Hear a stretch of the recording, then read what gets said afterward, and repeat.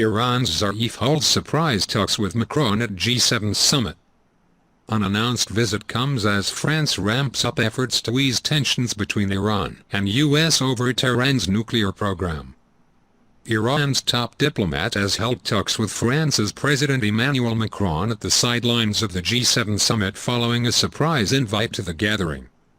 Mohammed Javad Zarif landed on Sunday in the French seaside town of Biarritz, where leaders of the G7 nations, the United States, Canada, France, Germany, the United Kingdom, Italy and Japan were meeting to discuss a host of issues, including global trade, climate change and Iran's nuclear program.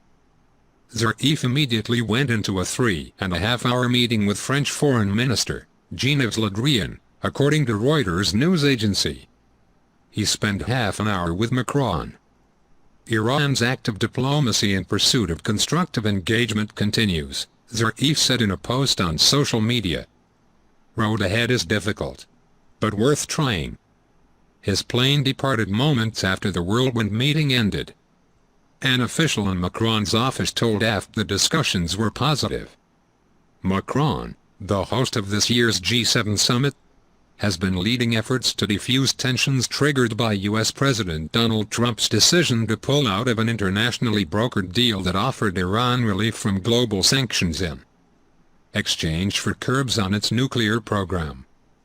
After the unilateral exit, Washington reimposed punishing sanctions on Iran, including on its oil and banking sectors.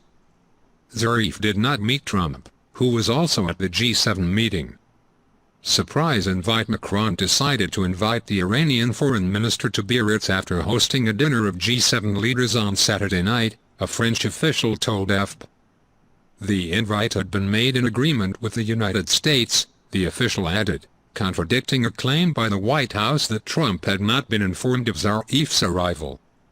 Macron had also hosted Zarif for talks in Paris on the eve of the summit on Friday.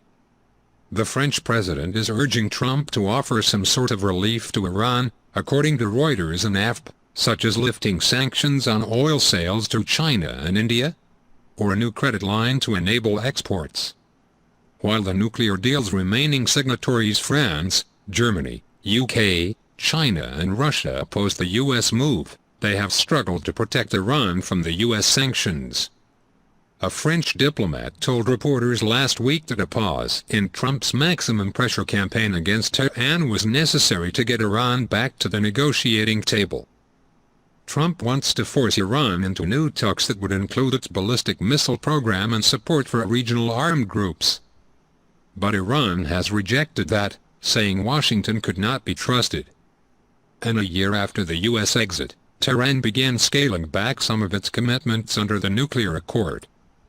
In July, Washington imposed sanctions specifically on Zarif, blocking any property or interest he had in the U.S. Zarif said he had none.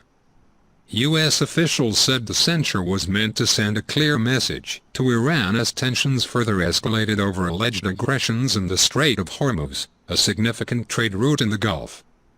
Aljazeera's Asad Beg, reporting from Tehran, said Zarif's visit to the G7 summit highlighted hunger from Iranian politicians in particular. Iran's President Hassan Rouhani to salvage the 2015 nuclear accord. The negotiations are taking place to save the reputations of those political leaders in Iran that back this nuclear deal, he said from Tehran.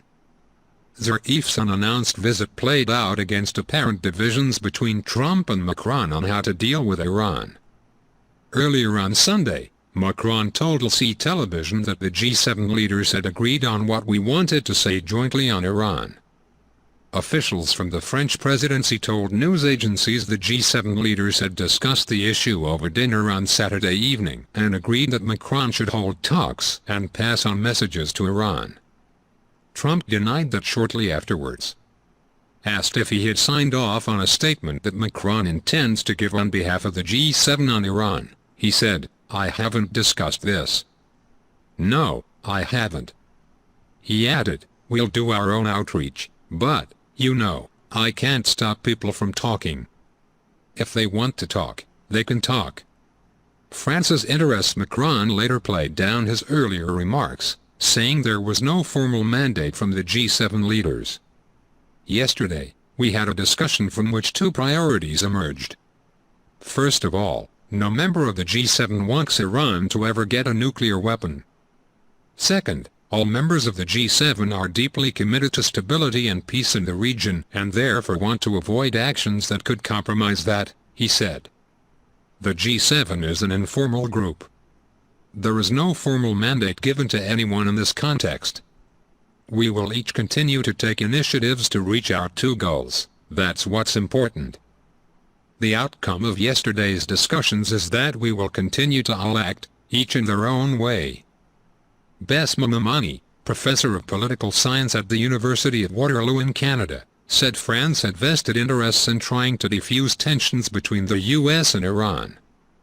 Several French companies, including car giants Peugeot and Citroën and oil firm Total, pulled out of multi-billion-dollar deals with Iran following the US sanctions.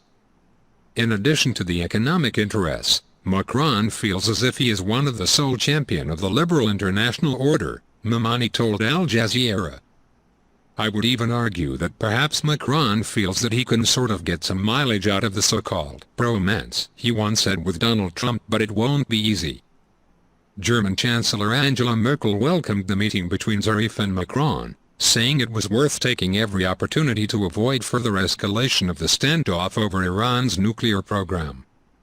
She said G7 leaders had good, constructive discussion on the subject on Saturday evening. Presented by News of Voice. More news, www.newsofvoice.com. Please subscribe to our channel. Appreciate all like and comments.